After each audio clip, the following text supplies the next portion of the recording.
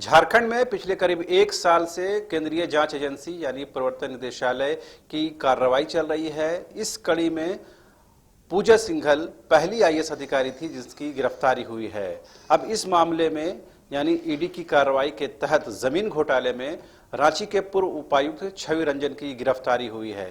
यानी पिछले एक साल में दो आईएएस अधिकारी की गिरफ्तारी झारखंड से हुई है और दोनों ही गिरफ्तारी ईडी के द्वारा की गई है। तो ये क्या माना जाए कि आने वाले दिनों में और भी जो ब्यूरोक्रेट्स हैं वो भी इनकी जद में आ सकते हैं। जिस तरह ईडी एक के बाद एक कार्रवाई कर रहा है और छानबीन कर रहा है, और भी कई अधिकारी रडार में हो सकते हैं। क्या कुछ हो सकता है और इन फ्यूचर क्या कुछ हम देख पा रहे हैं, प्रशासनिक अधिकारियों में किस तरह की हलचल है, वो क्या सोचते हैं, इन तमाम विषयों पर बात करने के लिए हमारे साथ मौजूद है हमारे सहयोगी मदन। चूंकि पूजा सिंघल की गिरफ्तारी के बाद ये माना जा रहा था कि और भी आईएएस अधिकारी इसकी जद में आएंगे, और अब छवि रंजन की गिरफ्तारी हालांकि दूसरे मामले में हुई है, जमीन घोटाले के मामले में, जबकि पूजा सिंघल की गिरफ्तारी मनरेगा घोटाले में हुई थी। लेकिन दोनों आईएएस अधिकारी या दोनों झारखंड से ताल्लुक रखने वाले, ये क्या बताता है कि जो राज्य का प्रशासनिक महकमा है वो भी कहीं न कहीं अब इस जद में आ गया है। देखिए, अब तो ये प्रूव हो गया जिस तरह से अब ये दूसरे आईएएस की गिरफ्तारी हो गई है। पूजा सिंघल की पहले गिरफ्तारी हुई और अब जो छवि रंजन की हुई है, तो इसके बाद आप देखें कि और भी आईएएस को बुलाकर पूछताछ भी हुई। साहेबगंज के डीसी से भी पूछताछ हुई है। तो झारखंड में फिलहाल दो विषयों को लेकर के यह प्रूव हो चुका, चाहे वो खनिज लूट की मामला हो या घोटाला का मामला हो या फिर जमीन घोटाले का मामला हो। जिस तरह से सेना की जमीन बिक्री का मामला आया और उसके बाद जो यह अब ईडी के द्वारा प्रूव किया गया कि भाई इसमें छवि रंजन जो आईएएस हैं वो दोषी पाए गए हैं और उसके बाद उनकी गिरफ्तारी हुई है। भले ही सत्ता पक्ष के द्वारा ये कहा जा रहा है लगातार कि किसी पर चार्जशीट फ्रेम नहीं हुआ है और सिर्फ ईडी जो है भय का माहौल बनाने के लिए इस तरह की कार्रवाई कर रही है, बीजेपी के इशारे पर हो रही है। लेकिन अब ये समझिए कि इस राज्य के बने हुए लगभग 23 वर्ष होने वाले हैं। लेकिन इस दौर में जो अभी जो फिलहाल जो भ्रष्टाचार के मामले उजागर हो रहे हैं, भले ही पूजा सिंघल के जांच के दायरे जो है वो मनरेगा घोटाला से शुरू हुए, लेकिन जांच का दायरा खनिज घोटाले तक पहुंचा और फिर अब जमीन घोटाले का मामला आ गया और लगातार ये सिलसिला बढ़ता जा रहा है। आप देखें कि हर दिन एक नया नाम जुड़ता है इसमें, चाहे वो व्यवसायी हो, चाहे वो बिल्डर हो, चाहे वो अधिकारी हो, एक नाम हर 2-4 दिन में आ रहा है और उनको समन किया जा रहा है। जब जांच का दायरा बढ़ता है तो पता चलता है कि इसमें और भी लोगों को समन किया जा रहा है। तो ये जो स्थिति बनी है, ये एक तरह से भय का जरूर बना है और राज्य में अधिकारी जो है भयभीत हैं। इस बात को हम कह रहे हैं कि अब उनको लग रहा है कि आगे क्या मेरा तो नहीं नंबर। अब जरूर है कि सभी अधिकारी भ्रष्ट नहीं है, सभी अधिकारी एक ही समान काम करते हैं वो नहीं है, लेकिन एक भय का माहौल जरूर बना है कि क्या कहीं भी अगर किसी भी तरह से संलिप्तता है उनकी, सीधे तौर पर नहीं अप्रत्यक्ष के तौर पर भी, तो उनमें एक डर बना हुआ है। आप देखिए वीरेंद्र राम की गिरफ्तारी जब होती है, एक इंजीनियर जो है वो करोड़ों का मालिक बनता है, तो फिर उनके जब पूरे प्रॉपर्टी को देखा जाता है तो क्या से क्या निकलता है, सब्जी को लेकर के व्यवसाय हो जाता है तो क्या होता है। तो ये तमाम चीजें आप देखें।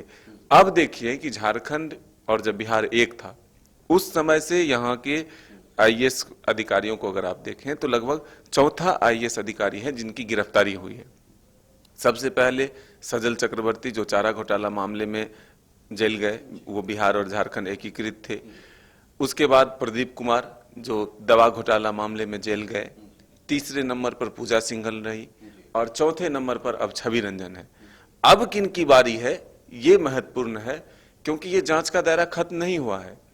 और सबसे बड़ी बात है कि ये बीजेपी के जो नेता हैं बाबूलाल मरांडी, वो लगातार छवि रंजन पर जमीन घोटाले का मामला को लेकर के आरोप लगा रहे थे कि जानना चाह रहा था, चूंकि मैंने सुना है कि बीजेपी की तरफ से और बाबूलाल मरांडी की तरफ से लगातार इस पर ट्वीट भी किए जा रहे, तो कुछ अभी अभी का कोई लेटेस्ट ट्वीट हो जो छवि रंजन से जुड़ा हुआ हो? हाँ बिल्कुल। देखिए, बाबूलाल मरांडी ने कल रात को ही एक ट्वीट किया है, उसको अभी हम पढ़ के सुनाएंगे कि आखिर पूरे तरह से वो कह रहे हैं कि हम सरकार को बार बार आगाह कर रहे थे।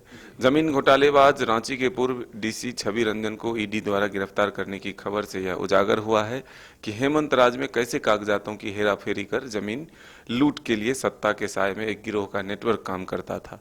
मेरा दावा है कि इतने बड़े पैमाने पर हुए घोटाले में छवि रंजन अकेले नहीं हैं। इनके गोरख धंधे में दलाल, बिचौलिए और सत्ता से जुड़े लोगों के साथ ही पुलिस और प्रशासन के कई छोटे बड़े लोग शामिल हैं, जो दिन के उजाले ही नहीं रात के अंधेरे में भी जमीन लूटने का धंधा करवा कर लूट के माल में हिस्सा लेते थे। ये तो साफ कह रहे हैं कि ये सत्ता के साये में या सत्ता की निगरानी में ये लूट हो रही है। तो सीधे सीधे कहीं ना कहीं सत्ता में जो लोग बैठे हैं उनको ये टारगेट करने की कोशिश कर रही है, बताने की कोशिश कर रहे हैं कि एक आईएएस अधिकारी ये सब कुछ नहीं कर रहा है और भी बड़ा गिरोह है इसमें। बिल्कुल, देखिए यही आरोप बीजेपी की तरफ से लग रहा है कि आप एक अधिकारी को सिर्फ दोषी नहीं ठहरा सकते। उनको किसका संरक्षण मिला, वो किनके संरक्षण में काम कर रहे थे, वो किनको संरक्षण दे रहे थे, ये तमाम अब जांच के जो दायरे बढ़े हैं, तो इससे अब स्पष्ट हो जाएगा कि आखिर जो आरोप सत्ता के लोगों पर लग रहा है, जो छोटे बड़े अधिकारियों पर लग रहा है, तो अब जब रिमांड के लिए आज ईडी मांग करेगी कोर्ट से छवि रंजन की और जब पूछताछ होगी, तो आप देखिए 7 लोग पहले से जेल में हैं। अब उन लोगों से जब क्रॉस वेरिफिकेशन होगा तो ईडी की कार्रवाई कोई हवा में नहीं होती है, वो फुल प्रूफ कागजात के साथ करती है। और देखिए कि 6 दिन, 7 दिन, 10 दिन का वक्त लेने के बाद उनको फिर से पूछताछ के लिए बुलाया गया। कोलकाता के रजिस्ट्रार को बुलाया गया, कई व्यवसायियों को बुलाया गया, रांची के सब स्टार को बुलाया गया, सब रजिस्ट्रार को। तो इससे आप समझ सकते हैं कि पूरी तरह से पड़ताल करने के बाद आईएएस पर हाथ डालना कोई बड़ी बात, ये एक बड़ी बात होती है।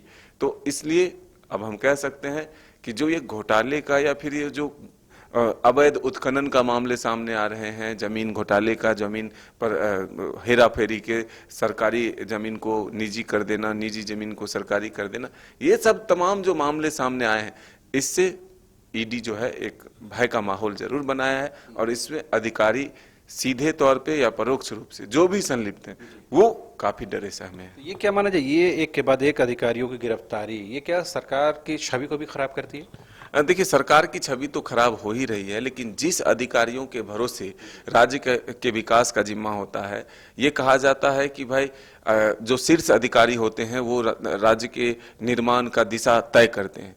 लेकिन जो अधिकारी दिशा बनाने वाले खुद दिशाहीन हो जाएं, तो फिर उनके भरोसे क्या राज्य का विकास होगा। आज देखिए झारखंड की क्या स्थिति हुई, लग रहा है कि अब सब कुछ शून्य सा जैसा। भले ही सरकार अपनी पूरी ताकत लगा रहा है, सरकार अपने तरफ से काम करने की कोशिश कर रहा है, लेकिन कौन करेगा? जब अधिकारी ही नहीं होंगे तो कौन करेगा? ये क्या माना जाए, जो अगले साल झारखंड में विधानसभा और पार्लियामेंट्री इलेक्शन भी है, तो ये कार्रवाई अगर आगे बढ़ेगी तो क्या इसका कुछ पॉलिटिकल इम्पैक्ट भी पड़ेगा? बिल्कुल पड़ेगा, क्योंकि सरकार के जो दावे हैं, जो वादे हैं, जो 5 साल का कार्यकाल है, उसमें 2-2.5 वर्ष कोविड में गया। अब जो वक्त आया है काम करने का, तो इसमें अगर सरकारी सिस्टम सहायता नहीं करेगी तो क्या मंत्री थोड़े ही काम करा देंगे, मंत्री थोड़े ही फाइल आगे बढ़ाएंगे। सचिव के माध्यम से ही कोई भी काम होता है। तो तमाम जो अधिकारी हैं वो अगर डर जाएंगे, सहम जाएंगे, काम नहीं होगा, उनकी संलिप्तता अगर भ्रष्टाचार में होगी तो फिर वो जेल के अंदर होंगे। तो ऐसे में राज्य के विकास में तो सियासत भी अब होगी। ये क्या माना जाए कि जो करप्शन एक मुद्दा बन सकता है 2024 में? बिल्कुल, देखिए ये मोदी जी के अगर आप घोषणा से सुने, और जो बीजेपी लगातार हमलावर है सरकार पर, वो सिर्फ और सिर्फ भ्रष्टाचार को लेकर ही है। चाहे वो सत्ता के शीर्ष से लेकर के नीचे तक के अधिकारी तक को ले लें, तो उनको सिर्फ वो टारगेट भ्रष्टाचार पे कर रही है और रोजगार पर कर रही है।